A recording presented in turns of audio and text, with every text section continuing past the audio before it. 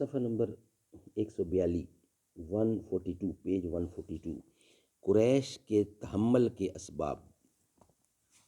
قریش کے تحمل کے اسباب. اردو زبان میں سرور عالم صلی اللہ علیہ وسلم کی سیرت پر جامع ترین کتاب سیرت النبی. علامہ شبلی نعمانی رحمۃ اللہ، علامہ سید سلیمان ندوی رحمۃ اللہ. بسم اللہ الرحمن الرحیم. الحمد للہ رب العالمین والصلاة والسلام علی رسولہ محمد وعلی آلہ واصحابہ اجمعین. یوں تو تم سید بھی ہو، مرزا بھی ہو، افغاں بھی ہو، تم سبھی کچھ ہو، بتاؤ تو مسلمان بھی ہو. صفحہ نمبر 142 قریش کے تحمل کے اسباب. ان اسباب کے ساتھ جن میں سے ہر ایک قریش کو سخت مشتعل کر دینے کے لیے کافی تھا. توقع یہ تھی کہ اعلان نبوت کے ساتھ سخت خون ریزیاں شروع ہو جاتی، لیکن قریش نے تحمل سے کام لیا اور اس کے ناگزیر اسباب تھے. قریش خانہ جنگیوں میں تباہ ہو چکے تھے اور حرب فجار کے بعد اس قدر عاجز آ گئے تھے کہ لڑائی کے نام سے ڈرتے تھے.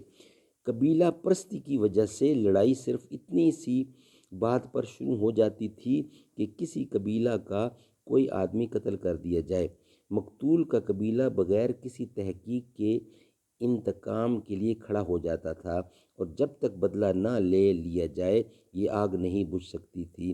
رسول اللہ صلی اللہ علیہ وسلم کے قتل پر آمادہ ہونا قریش کے لیے نہایت آسان تھا، لیکن وہ جانتے تھے کہ بنو ہاشم خون کا انتقام نہ چھوڑیں گے اور پھر سلسلہ بسلسلہ تمام مکہ جنگ میں مبتلا ہو جائے گا.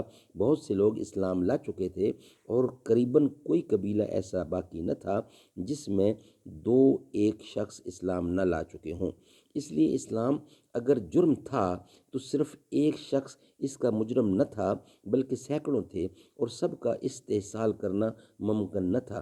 رؤسائے قریش میں متعدد ایسے تھے جو شریف نفس تھے. وہ بد نفسی کی وجہ سے نہیں بلکہ اپنے خیال میں نیک نیتی کی بنا پر مخالفت کرتے تھے. اسی بنا پر وہ چاہتے تھے کہ معاملہ صلح و آتشی سے طے ہو جائے. یہ آیت غالباً انہی لوگوں کی شان میں ہے. وَهُمْ يَنْهَوْنَ عَنْهُ وَيَنْأَوْنَ عَنْهُ، یعنی حضرت صلی اللہ علیہ وسلم کی ایذا رسانی سے تو ان کو منع کرتے تھے، لیکن آپ کے دعویٰ نبوت سے دور ہٹتے تھے.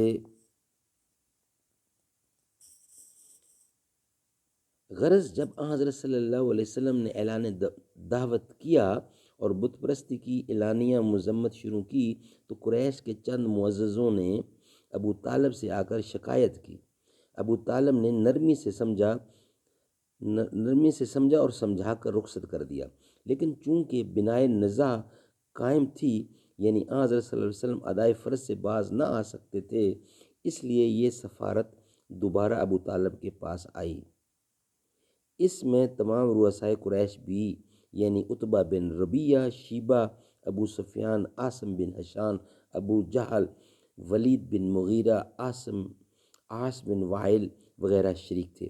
ان لوگوں نے ابو طالب سے کہا کہ تمہارا بھتیجا ہمارے معبودوں کی توہین کرتا ہے، ہمارے آباء و اجداد کو گمراہ کرتا ہے، ہم کو احمق ٹھہراتا ہے، اس لیے یا تو تم بیچ میں سے ہٹ جاؤ یا تم بھی میدان میں آؤ کہ ہم دونوں میں سے ایک کا فیصلہ ہو جائے. ابو طالب نے دیکھا کہ اب حالت نازک ہو گئی ہے، قریش اب تحمل نہیں کر سکتے اور میں تنہا قریش کا مقابلہ نہیں کر سکتا. حضرت صلی اللہ علیہ وسلم سے مختصر لفظوں میں کہا، جان عم میرے اوپر اتنا بار نہ ڈال کہ میں اٹھا نہ سکوں. رسول اللہ صلی اللہ علیہ وسلم کی ظاہری پشت و پناہ جو کچھ تھے ابو طالب تھے. حضرت صلی اللہ علیہ وسلم نے دیکھا کہ اب ان کے پائے ثبات میں بھی لغزش ہے. آپ نے آبدیدہ ہو کر فرمایا، خدا کی قسم اگر یہ لوگ میرے ایک ہاتھ میں سورج اور دوسرے ہاتھ میں چاند لا کر دے دیں تب بھی میں اپنے فرض سے باز نہ آؤں گا. خدا اس کام کو پورا کرے گا یا میں خود اس پر نثار ہو جاؤں گا.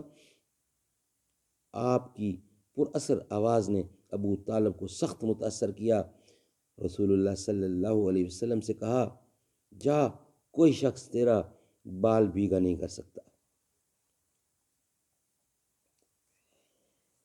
حضرت صلی اللہ علیہ وسلم بدستور دعوت اسلام میں مصروف ہوئے۔ قریش اگرچہ حضرت صلی اللہ علیہ وسلم کے قتل کا ارادہ نہ کر سکے، لیکن طرح طرح کی اذیتیں دیتے تھے، راہ میں کانٹے بچھاتے تھے، نماز پڑھنے میں جسم مبارک پر نجاست ڈال دیتے تھے، بد زبانیاں کرتے تھے۔ ایک دفعہ آپ حرم میں نماز پڑھ رہے تھے، عقبہ بن ابی معیط نے آپ کے گلے میں چادر لپٹ کر اس زور سے کھینچی کہ آپ گھٹنوں کی بل گر پڑے۔ قریش متحیر تھے کہ آپ یہ سب سختیاں کیوں جھیلتے ہیں۔ انسانی دماغ ایسی سخت نفس کشی اور جان بازی کا مقصد جاہو دولت اور نام و نمود کی خواہش کے سوا اور کیا کر سکتا ہے؟ قریش نے بھی یہی خیال کیا۔ اسی بنا پر عتبہ بن ربی قریش کی طرف سے حضرت صلی اللہ علیہ وسلم کے پاس آیا اور کہا، محمد کیا چاہتے ہو؟ کیا مکہ کی ریاست؟ کیا کسی بڑے گھرانے میں شادی؟ کیا دولت کا ذخیرہ؟ ہم یہ سب کچھ مہیا کرتے ہیں اور سب اس پر بھی راضی ہیں کہ کل مکہ تمہارا زیر فرمان ہو جائے، لیکن ان باتوں سے باز آ جاؤ۔